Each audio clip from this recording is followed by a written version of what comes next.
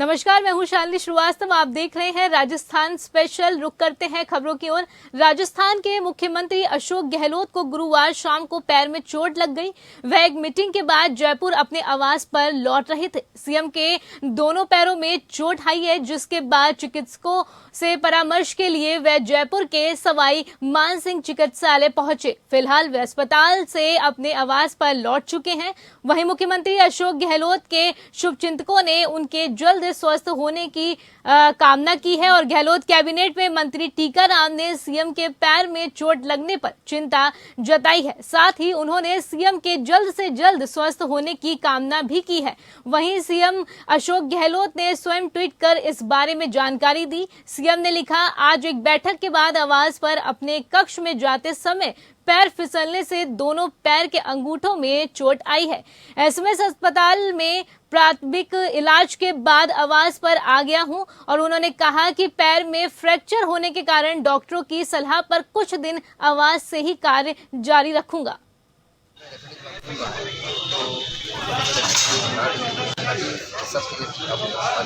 हमें ये भी ध्यान रखना पड़ता है सब इस बात को ध्यान रखेंगे क्योंकि मुख्यमंत्री को पहले भी हृदय की प्रॉब्लम नहीं है और राष्ट्रीय शुगर उन सब चीज़ों को ध्यान में रखिए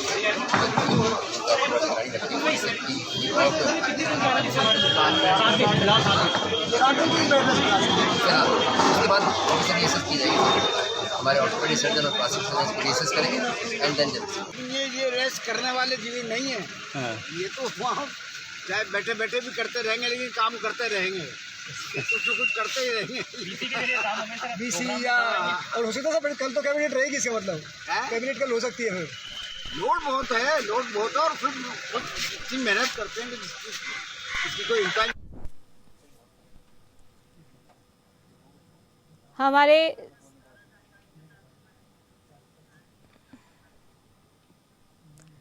इस खबर पे ज्यादा जानकारी के साथ हमारे सहयोगी रूप नारायण सांवरिया हमारे साथ जुड़ गए हैं। रूप नारायण, सीएम अशोक गहलोत के पैर में चोट लगी है, कैसी है उनकी तबीयत और क्या कुछ अपडेट है?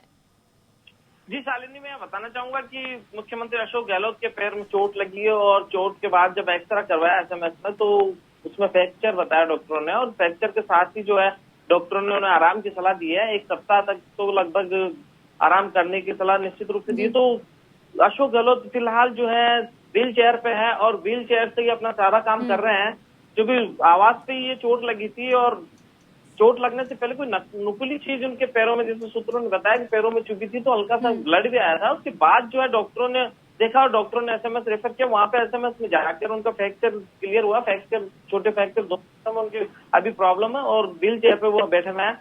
लोग उनसे मिलने वहीं आ रहे हैं और जो उनके समर्थक है वो जल्दी उनकी सही होने की कामना कर रहे हैं। जी शालिनी। जी रूप नारायण, आप हमारे साथ बने रहिए, आगे भी रुक करेंगे आपसे। वहीं बीते दिन पूर्व सीएम वसुंधरा राजे ने भरतपुर के नदबई में जनसभा को संबोधित किया। इस दौरान उन्होंने सीएम गहलोत पर निशाना साधते हुए कहा कि पीएम नरेंद्र मोदी ने 9 वर्षों में वह करके दिखाया है जो अब तक कांग्रेस के सारे प्रधानमंत्री मिलकर नहीं कर सके।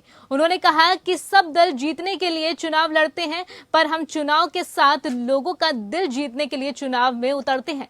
जहां कांग्रेस ईआरसीपी पर लगातार केंद्र सरकार को घेर रही है, वहीं राजे ने कहा कि गरीबों के मुफ्त इलाज के लिए भामाशाह स्वास्थ्य बीमा योजना का नाम बदलकर चिरंजीवी योजना कर दिया, जिसमें 25 लाख तक के इलाज की घोषणा की। लेकिन साल 2021 से लेकर अब तक औसतन 11,500 रुपए भी एक मरीज पर खर्च नहीं हुए। गहलोत ने भरतपुर सहित 13 जिलों की फाइल लाइन हमारे ईआरसीपी को अटका दिया। वहीं नड्डा ने अपनी पार्टी की तारीफ करते हुए कांग्रेस पर जमकर निशाना साधा है। उन्होंने कहा कि कांग्रेस पार्टी सहित दूसरी पार्टियों में परिवारवाद हावी है। गांधी परिवार की ओर से इशारा करते हुए उन्होंने कहा, कांग्रेस पार्टी मां, बेटी और बेटे की पार्टी है, जबकि प्रधानमंत्री नरेंद्र मोदी ने भाजपा में वंशवाद को खत्म किया और विकास के रिपोर्ट कार्ड को आगे बढ़ाया है। हम गद्दी पर सत्ता में बैठने के लिए नहीं बल्कि सेवा के लिए आए हैं। मोदी जी को हम सब की ओर से बधाई देना चाहती हूं कि उन्होंने 9 वर्षों के अंदर वो करके दिखाया जो कांग्रेस के 9 प्रधानमंत्री आज तक नहीं कर सके। इतना जोरदार काम करके यहां दिया है, इतना दमदार नेतृत्व हम सबको दिया है। वो केवल भारत नहीं पहचाना इसको दुनिया ने पहचानने का काम किया है, जिसको अभी अभी अमेरिका में जब गए थे उसका आपको देखने को मिला।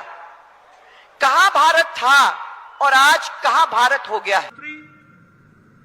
यहाँ के सांसद बहन रंजीता कोली जी, हमारे मुकेश धदीन जी प्रदेश उपाध्यक्ष, भजनलाल शर्मा जी हमारे महामंत्री, ऋषि बंसल जी हमारे जिला के अध्यक्ष, और हमारे इस क्षेत्र के इतनी बड़ी संख्या में, इतनी विपरीत परिस्थिति में, मूसलाधार बारिश के बीच आप सब यहां पधारे हैं। देवियों और सज्जनों और मीडिया के मेरे साथी, प्रिंट मीडिया और इलेक्ट्रॉनिक मीडिया के मेरे साथी, मेरा ये सौभाग्य है कि मुझे रामचंद्र जी के भाई भरत के नाम से इस जगह को जाना गया, भरतपुर। हमारे संवाददाता रूप नारायण सावरिया हमारे साथ इस खबर पर जुड़े हुए हैं। रूप नारायण, वसुंधरा राजे ने अशोक गहलोत पर कई आरोप लगाए हैं। उन्होंने ये तक कह दिया कि कांग्रेस पार्टी मां, बेटी और बेटे की पार्टी है। जी बिल्कुल शालिनी, मैं यहाँ बताना चाहूंगा कि वसुंधरा राजे ने जो है राजस्थान के कांग्रेस सरकार को और मुख्यमंत्री अशोक गहलोत को घेरा है। उन पे आरोप लगाया है कि जो उनकी योजनाएं थी, जो स्वास्थ्य को लेकर भामाशाह योजना उनकी थी, उस योजना का खाली नाम बदल के आज है जो मुख्यमंत्री अशोक गहलोत वाहवाही लूट रहे हैं राजस्थान में, जबकि वही योजना उन्होंने शुरू की थी। आज वहां उसको चिरंजीवी बीमा योजना करके 25 लाख लगभग उसमें अमाउंट रखा है। तो वो जो है 25 लाख अब तक राजस्थान के कोई काम नहीं आया है अब तक। अगर औसतन, वसुंधरा राजे ने कहा कि औसतन अगर बात करें तो बहुत कम पैसा यहाँ के जो मरीजों, राजस्थानी मरीजों पर खर्च हुआ है उस योजना के तहत, जबकि दावा जो है मुख्यमंत्री अशोक गहलोत पे किया जा रहा है कि वो 25 लाख रुपए का बीमा योजना है। वहीं उसके बाद अगर बात करें हम, तो सबसे बड़ी जो बात है ERCP जो है, ERCP एक ऐसी योजना परियोजना है जिससे 13 जिले जुड़े हुए हैं। 13 जिलों में पानी आने के बाद थी, और ये जो था मसला है वो प्रधानमंत्री जब अजमेर आए थे तो उन्होंने घोषणा की थी कि राजस्थान को एक बड़ी परियोजना ERCP हम दे रहे हैं, जिसमें सभी जो 13 जिले हैं उनको पानी से जोड़ा जाए एक दूसरे से, और वहां पानी पहुंचाया जाए। ERCP को लेकर जो है कांग्रेस और राजस्थान के मुख्यमंत्री अशोक गहलोत कई बार भारतीय जनता पार्टी को घेर चुके हैं, लेकिन यहाँ पर जो है पलटवार करती वसुंधरा राजे ने जो आरोप जड़ा है, वो सबसे बड़ा आरोप ये जड़ा कि ERCP को रोकने का काम जो है मुख्यमंत्री अशोक गहलोत और उनकी कांग्रेस सरकार ने किया है, जबकि प्रधानमंत्री नरेंद्र मोदी से देना चाहते थे राजस्थान को, पर वो कहीं ना कहीं कांग्रेस की सरकार की कमी के कारण वो बड़ी परियोजना जो 13 जिलों से जुड़ी हुई है वो राजस्थान को नहीं मिल पाई। वहीं पे अगर बात करें हम, तो वसुंधरा राजे ने नरेंद्र मोदी के जो 9 साल के काम है, 9 साल के कामों को गिनाया। 9 साल के कामों के साथ साथ उन्होंने एक बहुत बड़ा वो कहा है कि कांग्रेस के जितने भी अब तक 9 प्रधानमंत्री हुए हैं, उन प्रधानमंत्रियों से कई ज्यादा काम जो है नरेंद्र मोदी ने यहाँ कर दिए हैं इन 9 सालों में। तो ये भी बड़ी बात है कि पिछले 70 साल से कांग्रेस का जो प्रधानमंत्री की जो केंद्रीय सरकार थी वो इतना नहीं कर पाई जितना कि प्रधानमंत्री नरेंद्र मोदी ने किया है। ये सीधा सीधा वसुंधरा राजे ने कार्यकर्ताओं को और आम जनता को समझाने का प्रयास किया है। जी शालिनी। जी रूप नारायण जी, जैसे कि अशोक गहलोत को बीजेपी हर तरीके से घेरने की कोशिश कर रही है और वसुंधरा राजे ने भी इतना बड़ा आरोप लगाते हुए उन्हें घेरा है, तो आप हमारे साथ बने रहिए, हम आगे भी आपसे रुख करेंगे।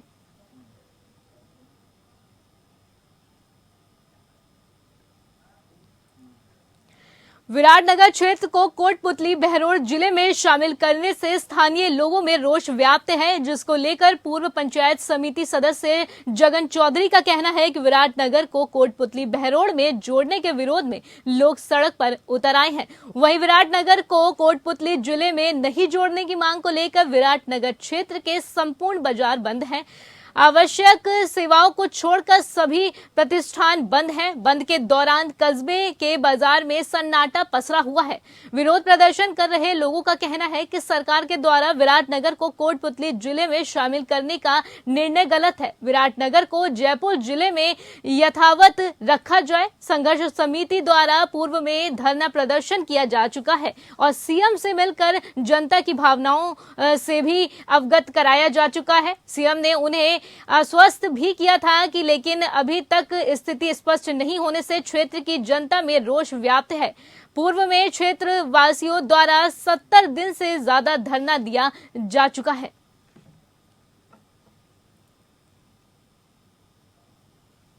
विराटनगर विधानसभा क्षेत्र के कुछ इलाके को नवसर्जित कोटपुतली जिले में मिलाए जाने की वजह से ये लोग नाराज थे और विराटनगर बचाओ संघर्ष समिति के पदाधिकारियों के द्वारा ये आयोजन किया गया था। उन्होंने विराटनगर को यथावत जयपुर ग्रामीण जिले में रखने की मांग थी उनकी और इसी के संदर्भ में उन्होंने धरना दिया था और उसके संदर्भ में उन्होंने कुछ आंशिक रूप से गिरफ्तारियां जैसे उनको डिटेन किया गया और उसके बाद में उनको डिस्पर्स कर दिया गया। कुछ लोग 500-600 लोग के करीब थे और वो इसी बात का ऑब्जेक्शन कर रहे थे कि हम कोटपुतली जिले में नहीं मिलना चाहते बल्कि हम यथावत जयपुर ग्रामीण जिले में रहना चाहते हैं। रूपनारायण सावरिया हमारे साथ बने हुए। रूपनारायण, विराटनगर को कोटपुतली बहरोड में जोड़ने के लिए जो विरोध हुआ है, तो क्या है पूरा मामला, क्यों विरोध हो रहा है? क्योंकि राजस्थान सरकार के मुख्यमंत्री अशोक गहलोत ने जो है राजस्थान के जनता को जो पिछला बजट सत्र था उसमें 19 जिलों के यहाँ पे वो घोषणा की थी कि 19 नए जिले बनाए जा रहे हैं। तो 19 नए जिलों में जो है कई जगह पे कई ऐसे क्षेत्र है जहाँ से विरोध हो गया उनको नए जिले में जोड़ने पर, क्योंकि विराटनगर जो है जयपुर राजधानी है राजस्थान की और जयपुर में ही था विराटनगर और विराटनगर के जो वासिंदे हैं वो जयपुर में ही रहना चाह रहे थे। इसी चीज को लेकर उन्होंने मांग की कि वो नए जिले में उनको क्यों जोड़ा जा रहा है। कोटपुतली बहरोड जो नया जिला बन रहा है उसमें विराटनगर विधानसभा क्षेत्र के कुछ हिस्से को जोड़ा जा रहा था। तो विधानसभा के कुछ हिस्सा जिनके जहाँ के लोग ये हैं ये विरोध कर रहे हैं कि हमें जयपुर जिले में रखा जाए, ना कि नए जिले में। हम नए जिले में जाना नहीं चाहते, काफी दूरी पे वो हमारे से वो पड़ता है, जबकि जयपुर जो है वो करीब पड़ता है इनको। वहीं पे अगर बात करें तो ये जो लोग हैं काफी लंबे समय से यहाँ पर विरोध प्रदर्शन कर रहे थे। जब से बजट सत्र हुआ था और जिलों की घोषणा हुई थी तब से विरोध कर रहे थे और लगभग 70 दिनों तक इन्होंने जो है आमरण अनशन किया। वहां पे अनशन करने के बाद जो है मुख्यमंत्री से मिल चुके हैं। मुख्यमंत्री ने आश्वस्त किया था कि आपके साथ अन्याय नहीं होगा, आपके साथ न्याय होगा, जो भी उचित होगा वो करवा के हम आपको देंगे। लेकिन फिलहाल जो है वर्तमान में स्थिति जस की तस बनी हुई है। ना तो इनको अभी जयपुर जिले में जुड़ने का वो मिला है और ना ही कोटपुतली वाला कुछ क्लियर हुआ है। तो इस चीज को लेकर जो है आम जनता यहाँ की असमंजस में है। असमंजस की स्थिति में जो है उसमें रोष व्याप्त होता जा रहा है कि अभी तक हमारी सुनवाई क्यों नहीं हो रही। इस चीज को लेकर फिर वापस जो है यहाँ के लोगों ने धरना प्रदर्शन किया और इसमें सारे लोग मिले, स्व प्रेरणा से जो लोग हैं जुड़े हैं सारे के सारे, और सबने मिलकर ये जो है अपनी मांग है सरकार तक पहुंचाने का प्रयास किया। जी रूपनारायण जी, आप हमारे साथ बने रहिए, हम अभी आपसे आगे भी खबरों पे जुड़ेंगे।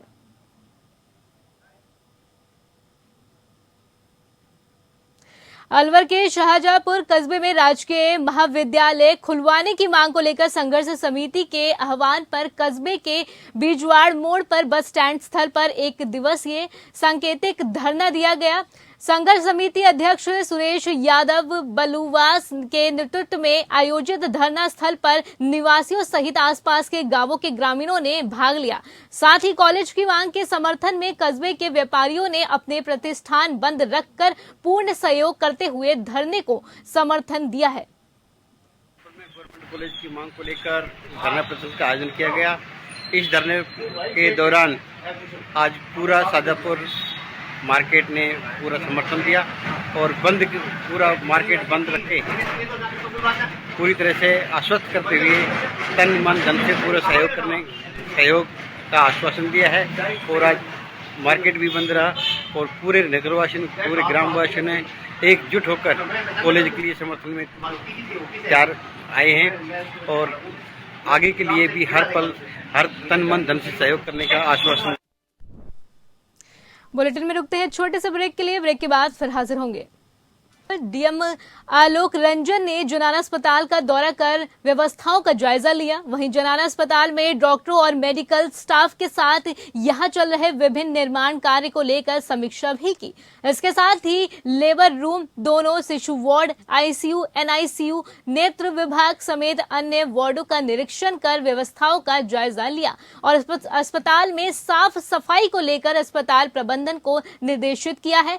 साथ ही अस्पताल के अंदर रोशनी की कम व्यवस्था को लेकर उन्होंने कहा कि अस्पताल की रोशनी व्यवस्था को और अच्छा किया जाए।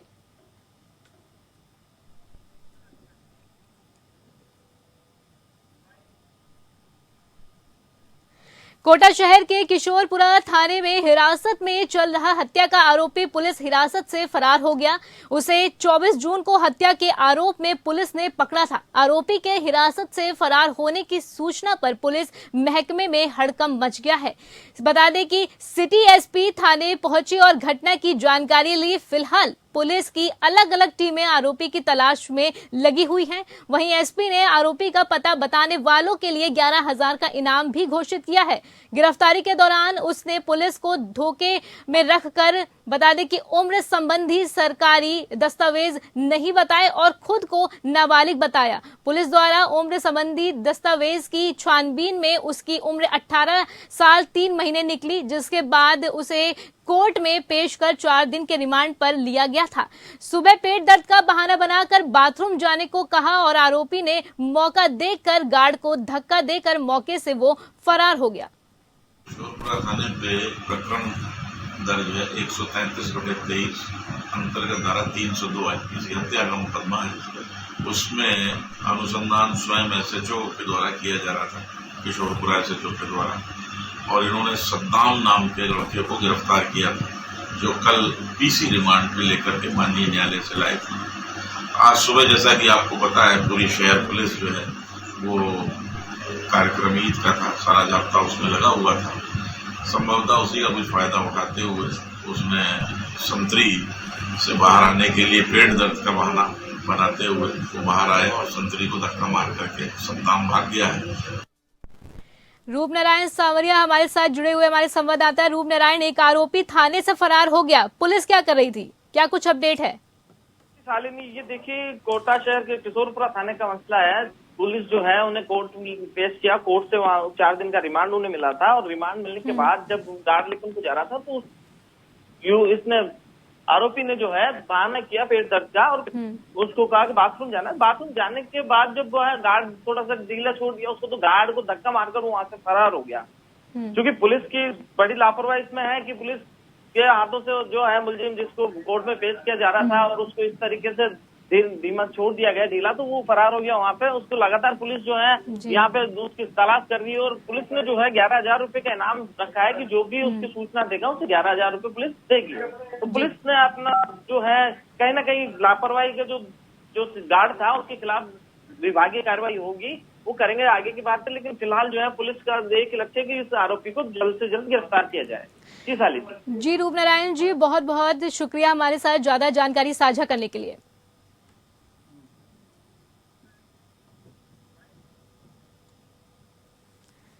अलवर के बानसूर में सड़क दुर्घटना में बाइक सवार पिता पुत्र गंभीर रूप से घायल हो गए हैं। वहीं सूचना पर रोटी बैंक एम्बुलेंस ने मौके पर पहुंचकर घायलों को उपचार के लिए अस्पताल लेकर आई है, जहां उपचार कर दोनों को हायर सेंटर कोटपुतली के लिए रेफर कर दिया गया है। बताया जा रहा है कि गिरोडी स्टैंड के पास बाइक को एक ट्रैक्टर ने टक्कर मार दी, जिसके चलते ये हादसा हुआ है। वहीं पुलिस ने भी अस्पताल पहुंचकर घटना की जानकारी ली है।